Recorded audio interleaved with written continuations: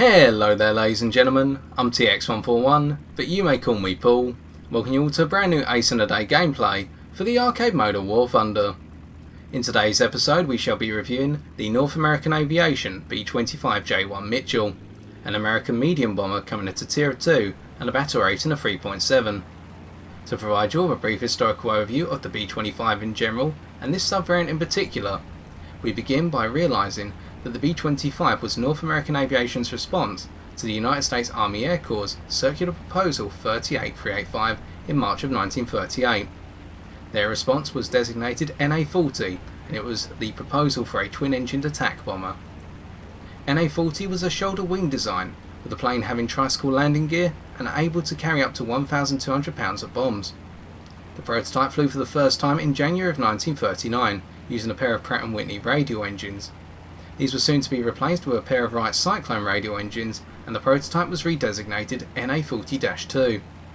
Unfortunately, evaluation of this prototype was cut short in March of 1939 due to the plane crashing. Nonetheless, the initial tests impressed the USAAC enough that the aircraft's development as a medium bomber continued as NA-62. The design was finally completed in September of 1939 and put into production when initial contracts were 184 aircraft under the designation of B-25.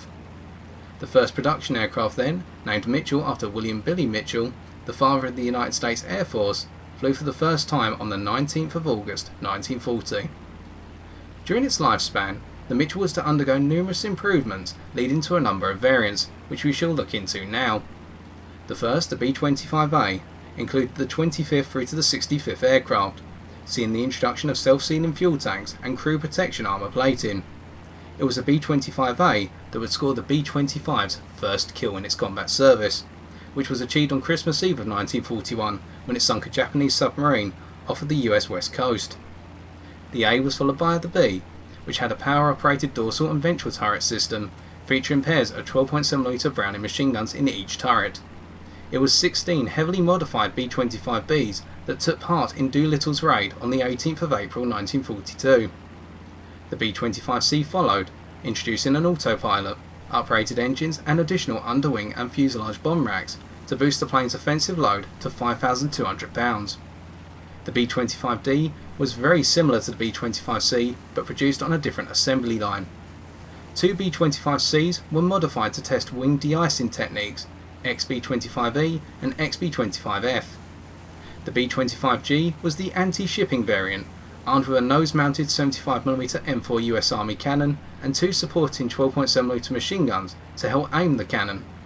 The ventral turret, or the belly turret, was also fully retractable. The B-25H then was the one that was most heavily armed. It was to feature a single nose-mounted 75mm T-13E1 cannon, which was lighter than the M4 cannon that was previously featured.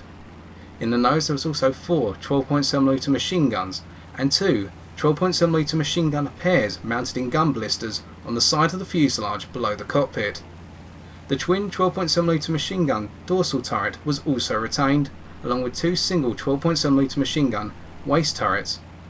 A tail turret armed with two 12.7mm machine guns was also added to the plane, leading to a grand total armament of one 75mm cannon and 14 12.7mm machine guns. The offensive load could also be bolstered with a single 3,000 pound bomb and at least 1,000 pound if not heavier torpedo.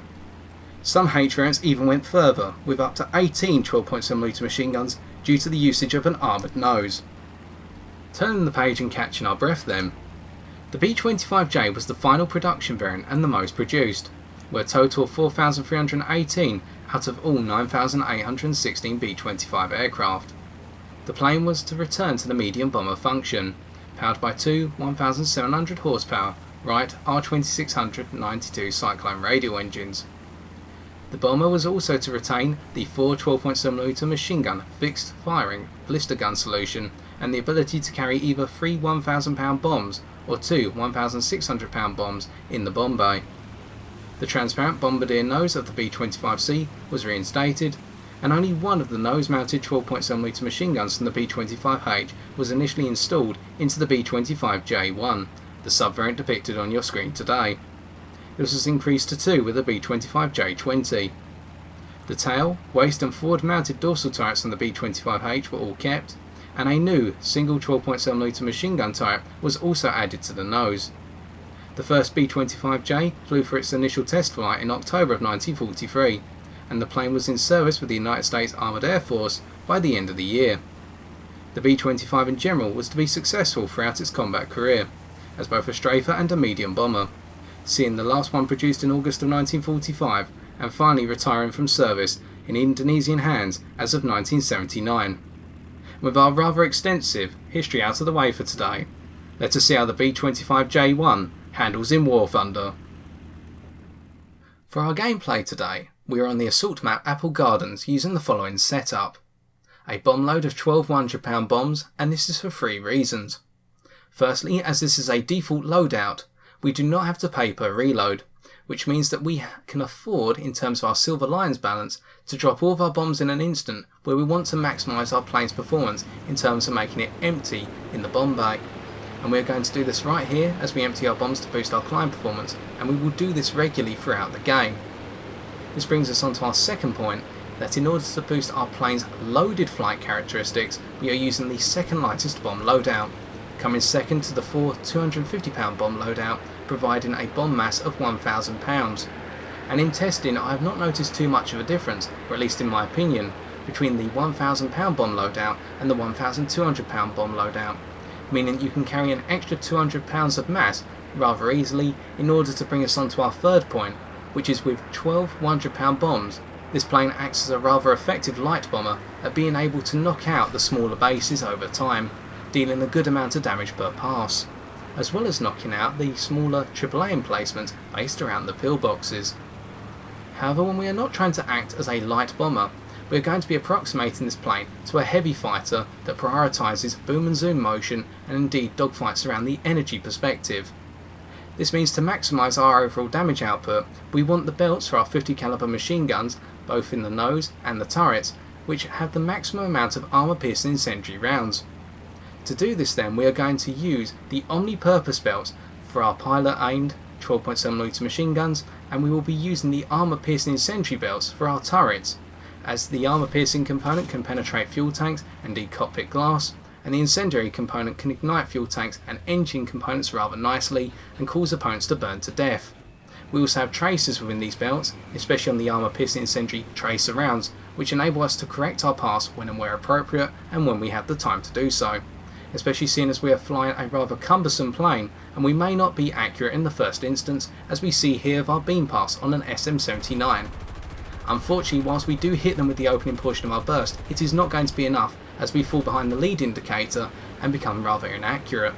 and we carry our momentum through to attack an I-16 Type 10, who is aware of our presence thanks to our forward-facing gunner opening firing at 950 metres, and unfortunately this means that they are going to evade our machine gun rounds and we just cannot match them for manoeuvrability, as you would expect. And we should come on to our final setup point as we go into a failed hammerhead, or at least one in the diagonal, which is that we are using the minimum fuel load possible in order to boost our plane's performance in terms of a lower weight, or lower mass, and that is the 1 hour and 30 minute fuel load.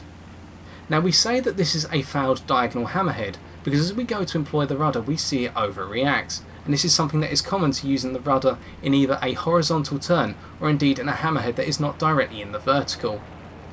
It seems that the rudder overreacts, and unfortunately this means we compromise our secondary pass on the I-16 Type 10 and we cannot get the kill just yet. And the I-16 now tries to come around, but they will not be able to catch us for the time being. As we move along then, we have bought ourselves some time and space in order to drop the bombs on the middle base, as we are going to see this quite quickly whittles down the health of the base. And in the meantime we latch onto a P-39N0 Aerocobra trying to attack one of our friendly Helldivers. And we see here that the Aerocobra sets up the pass perfectly for us, stalling out, or at least on the verge of a stall, with very little energy and providing us with a full profile shot. And we only need to make 1 second of our burst count to set them on fire and cripple them to the point of death. With 1 kill in the bag, we now come around, not using the rudder this time to avoid the plane sticking its nose down into the vertical, which is what usually happens when the rudder overreacts, in order to try and take down the I-16 in a head-on pass. We miss our opening bursts as they go below us, but they seem to be in a low enough energy state that they cannot react anymore, meaning that we pick up our second kill, and we now try to push ourselves back up above 4,000 meters altitude, if not towards 4,500 meters altitude, in order to keep an eye on the enemy planes that are climbing out of spawn and gradually trying to intercept our friendly bombers before intercepting us. In that opening instance then, a lot has happened, and we need to quantify some of it before we go any further. The first most important thing is that pass on the SM-79 1936 and the secondary pass on the I-16 Type 10. In that opening boom and zoom pass in essence, we saw that we failed to score hits on both planes, or at least critical hits. And this is due to the lack of precision afforded when you are trying to fly a medium bomber as a heavy fighter. And this does not just apply to say the B-25J-1. We can find other examples where we are trying to use medium bombers as heavy fighters, although I have not flown the planes. But I would assume similar circumstances occur with aircraft such as the Dornier 217 E2, and we can go on. But keeping on this plane for the time being, because we do not have the ability to provide ourselves with precision over the course of a burst on a target, or indeed a pass, we need to try and make sure that the opening portion of our burst counts, as we try to do so here with a Junkers 88A4. And again we can see that the opening salvo hits the target very well, but as the Junkers 88A4 reacts, we failed to make the rounds count. If they hadn't reacted, we still missed a good portion of the first 2 seconds of our burst, simply because we need to try and correct ourselves onto target. But to do so, we have to fight against the very large and heavy nature of this plane in terms of its flight characteristics. Again we see this when trying to intercept the Spitfire Mark 5B Trop, as they try to knock down our friendly Helldiver. We just do not have the ability to manipulate our control surfaces to the point where we can provide the intercept, or at least keep ourselves on target for long enough. But fortunately for us, we now have a Yakovlev Yak-1B who has decided to go into a low energy state and provide us with that opportunity, meaning that we can pick up another kill as we ignite them both in the central fuselage and indeed in their right hand wing. This means we now have 3 kills to our tally, and we are seeing a pattern here, which is, where possible, we need to force our opponents to bleed out their energy behind us, as once they have done this, we can come around and bring a shot onto target which is accurate, or at least accurate enough to set them on fire and cause them to burn to death. And that is why we have selected the belts which we stated at the start of the game. We now come around in a rather dangerous horizontal turn and apply a small amount of rudder to correct it. Fortunately here the rudder does not overreact, as we have only applied it lightly, and this means we can come around for a head-on pass with an IL-2 1941. Having opened fire at 1.4 km, our rounds make their mark at just under a kilometre and rip off the right hand wing. And this is something the B-25 can be very effective at, and that is head-on passes at extreme distances, due to the muzzle velocity and indeed the sustained ballistics, we should say, of the 12.7mm round. The bullet drop is not too severe over longer distances by comparison with some of the earlier 20mm cannons, and this means that you can keep the rounds on target without having to provide too much vertical lead. With another kill in the bag then, we try to now occupy the space above 4,000 meters altitude and act as a threat in terms of knocking out ground units and gradually whittling down the health of the airfield if needs be. But we have to remember, every time we drop bombs on the airfield, the enemy team will be warned of this, and this will cause a number of enemy fighters in most situations to come up towards us. We drop a scattering of bombs onto a light pillbox. We are not expecting them to do any damage, but we are just doing this to try, if possible, have a lucky drop on target and have one hit square on the roof of the pillbox to pick up a kill.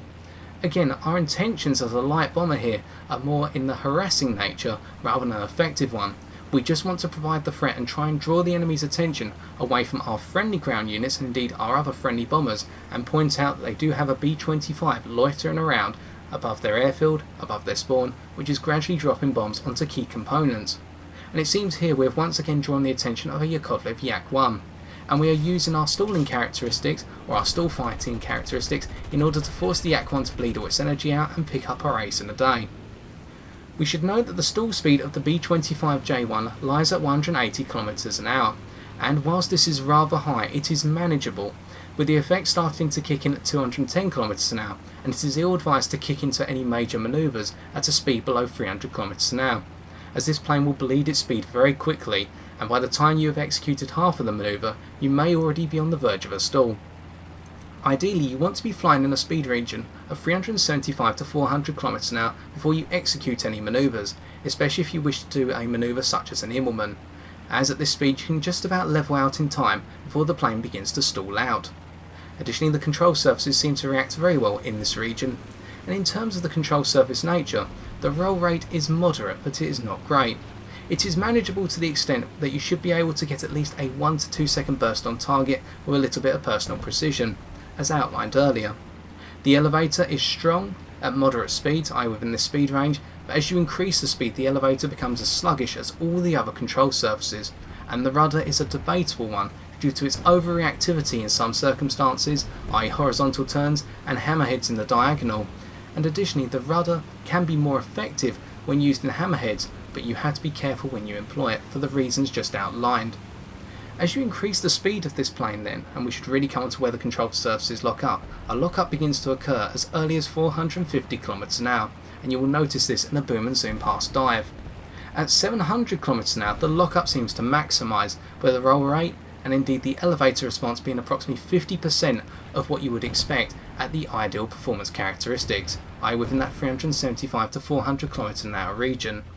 And this means you have to be wary about how much speed you build up, and ideally you do not want to be doing long distance boom and zoom dives, because you want to try and maintain that higher altitude position, and long distance boom and zoom dives will eventually mean that you will max out your dive speed, and as a result you will not have the energy to reconsolidate all the altitude you have just sacrificed, i.e. that converting of kinetic energy back into potential energy.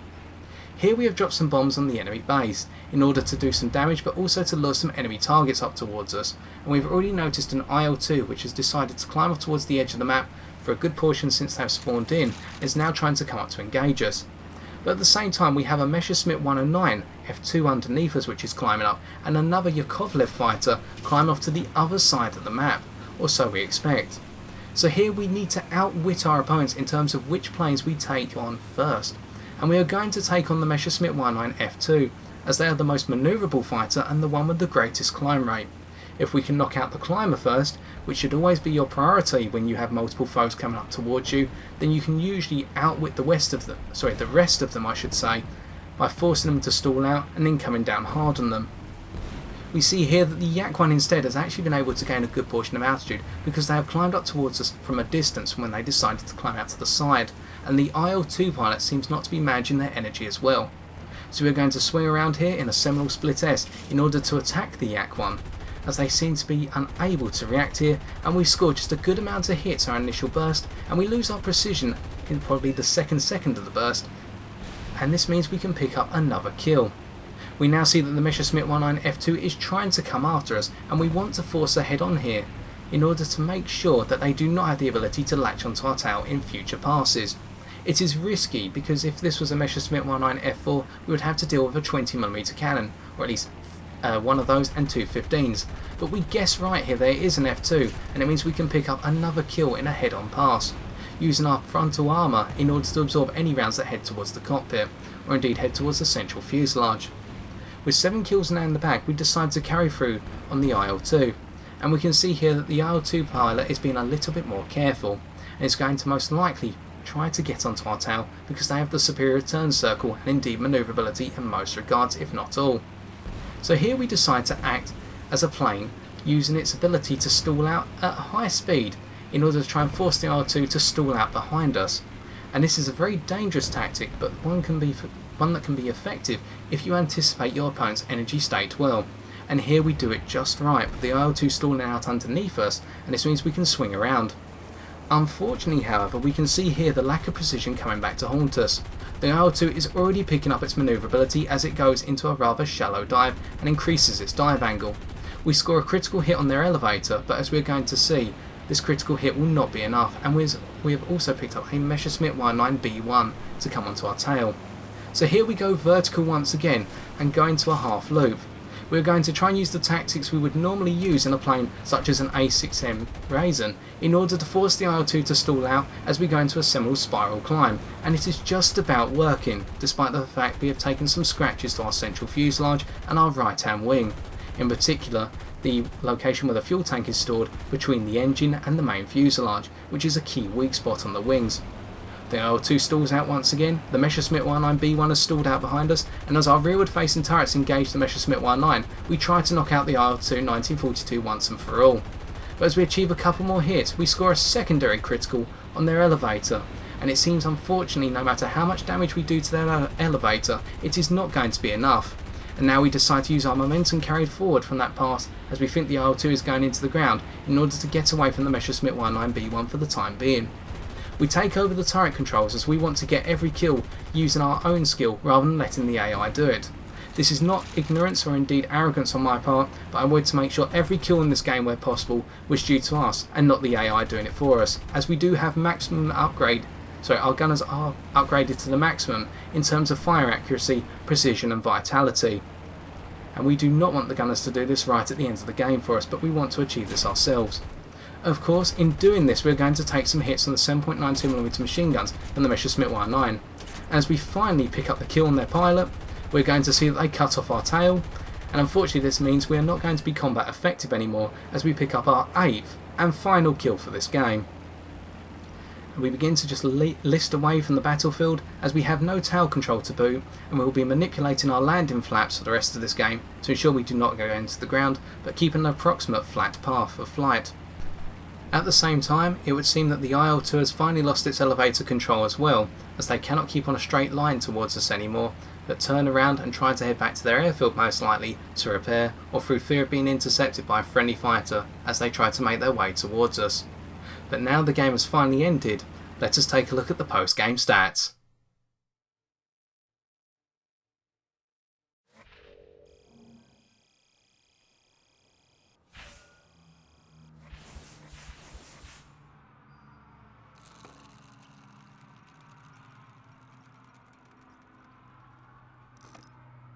With our 8 kills and single ground unit destroyed, we're able to pick up 60,632 silver lions, and with the assistance of a 150% research point booster, accrete 6,037 research points. In order to defeat the B-25J-1 Mitchell then, you can take one of two approaches. The first one is to attack it from directly underneath, as it is completely exposed within its ventral or underbelly position, and this means that the central fuselage can be ripped to pieces without any fear of return fire. In doing this, you may also find that your rounds spray onto the inner portions of the wings, where we define these portions as the region between where the engine sits in the wing and the central fuselage, and it is in this region that the primary fuel tanks are located. Ignite these and the plane will burn to death, or at least dissolve to the point where the control surfaces are no longer functional before the flames go out. The alternative approach is to coordinate your interception pass with one of your friendlies, and we saw the juxtaposition of this towards the final stages of today's game, with the IL-2 climbing up towards the side of the map and being out of harm's way for the time being, as we made 1 vs 1 engagements of the Messerschmitt 19 F2 and the Yakovlev Yak-1 that were climbing up underneath us at the same time. If the Messerschmitt 19 F2 had been in an energy position in order to intercept us at the time we went for the Yak-1, we would have found ourselves completely exposed and liable to a beam pass, which could have destroyed us or forced us to have to dive down towards lower altitudes, a position we cannot recover from due to our very poor climb rate as a medium bomber. And this is something to consider. By coordinating your pass with the potential demise of a friendly, you'll find the B-25J-1 in its most exposed state, and it will only be able to bring its turrets to bear on you, if you strike it from the right spot. Nonetheless, it was not to be today, and we're able to come third by comparison to the rest of our team by occupying the 3,000 to 5,000 metre altitude space and suppressing any enemy bombers that spawned in, and at the same time suppressing any enemy fighters that tried to intercept ourselves or indeed our friendly fighters or friendly bombers. And as a result, we're able to gradually pick up our kills by being a nuisance up high. And whilst the engines do work very well down below 2,000 metres altitude, we do not have the climb rate to reconsolidate our potential energy as rapidly as we would in any other heavy fighter which is dedicated to that role, or indeed a fighter. So we need to play incredibly conservatively in order to accrete such a score and essentially wreak havoc on our opponents. Indeed, if you find a B-25J-1 staying up high and trying to force you down to lower altitudes, you may find in the end, unless you coordinate your efforts with the rest of your team or strike it in its exposed underbelly, she's going to be one hell of a hard target to beat. And so I've been TX141, and if you've enjoyed this video, why not leave a like, comment or subscribe for future War Thunder videos on my channel. Yet until next time, ladies and gentlemen, take care and good luck in the skies.